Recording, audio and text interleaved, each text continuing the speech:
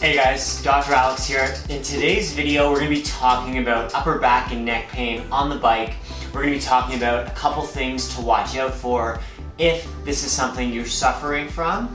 At the end of the video, I'm going to include a post that you can use to strengthen and mobilize the tissues of the upper back and the neck to try and make them a little bit healthier, to try and resolve this. If it's not a fit issue, if it's a body issue, but we're going to go through in this video, we're going to talk about some fit issues, we're going to talk about some body issues, things to look out for that might be aggravating your upper back and your neck when you're on the bicycle. Let's do it.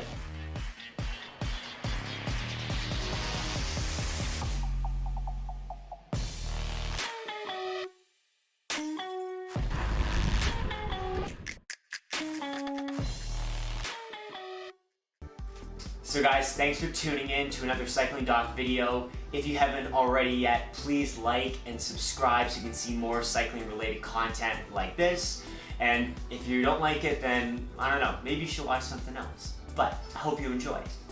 Alright, so when we're talking about upper back and neck pain on the bike, this is something that most cyclists are going to notice at some point in their career. I would say that if it's one of your first couple rides of the year that are a little bit longer, totally normal. So I did my first 4 or 5 hour ride on the road a couple weeks ago. My neck and back were bothering me for a couple days. In this case, it's one of those situations where the tissues of the upper back are just not used to that much load, not used to that much repetitive strain. It's normal for them to be sore. If it's something that lingers, it could reflect a fit issue or it could reflect a problem with the body that we should check out. In my case, I did another 4 hour ride a week later. A little bit less sore, another 4 hour ride, no problem, body is used to it now. So when we think about upper back and neck pain on the bike, there's a couple things that we want to talk about in terms of fit. Typically we're going to experience this when we lose the nice rounding of the spine and the neck, where we lose that rainbow shape and we start to see more of a concave shape. And if the body's in this position for a longer period of time, where either the head is up or the spine loses that rainbow, that's going to bother the tissues in the upper thoracic spine or upper back and the neck / cervical spine. So you could have a really good fit, a perfect fit even, but if you're spending all your time in the aero position like this, it might not matter how good the fit is because it's just too much stress on your neck and upper back. And to improve that condition, you're going to need to work on some mobility and some strength work. But if it is a fit issue where typically if I shove my bottom backwards and I really have to reach, if you're too long or if your reach is too far, that's primarily the big problem that's going to cause this issue. So if I'm reaching too far, if my arms are too far forward, and they're beyond a position that my spine can accommodate, my body's usually going to tell me when we lose that nice rainbow or rounding through the spine. So for me, like I can be good weight, 50-50, say between sit bones and arms. I can have my head down or a little bit up, and I keep that nice rounding through the spine, and I am comfy. If I slide my bottom back, and I put my hands forward, that's where we get into that reach position where I'm gonna flatten that spine, more upward movement through the neck. So, a couple of ideas. If you start working to strengthening and mobilizing the upper back and neck to make it healthier, to make it more capable of handling repetitive strain, you might be able to adapt to your current fit. If you do some of this homework for, let's say, 2 to 4 weeks, and it doesn't get better, that's where you should go for a bike fit. That's where you're going to shorten your stem. Hopefully you don't have an integrated cockpit.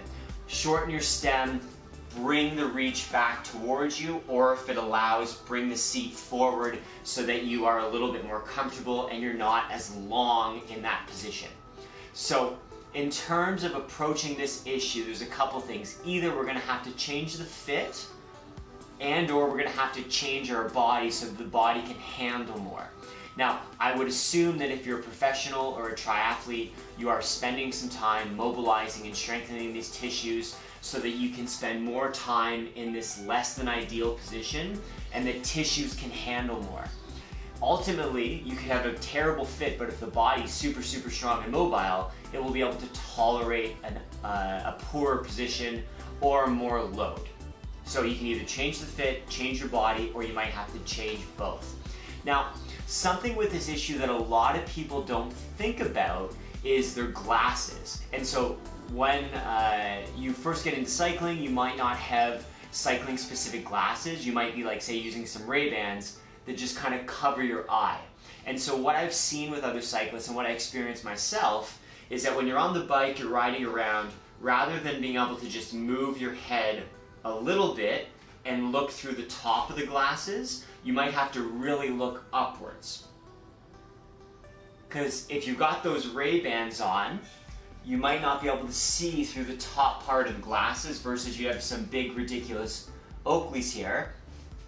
I can look up just a little bit or not even move my head and change my gaze so that I can look at the road, still be in a fairly comfortable aero position, but I can look up without having to change the position of my head.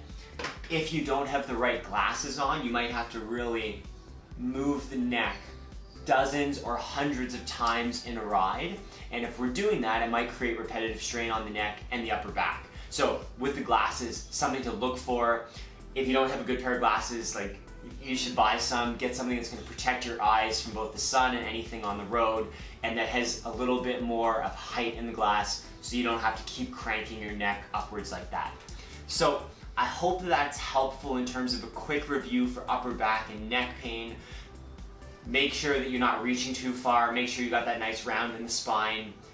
If you do some work through the upper back and the neck to mobilize and strengthen those tissues to make the spine more resilient, and it doesn't make a difference for your pain, that's when it's time to go for a fit. And then make sure you got the glasses in the right shape, size, position, so that you don't have to crank that neck over and over again. Some of the exercise to follow will help with this issue. Until I see you next time, ride safe, have fun, take care.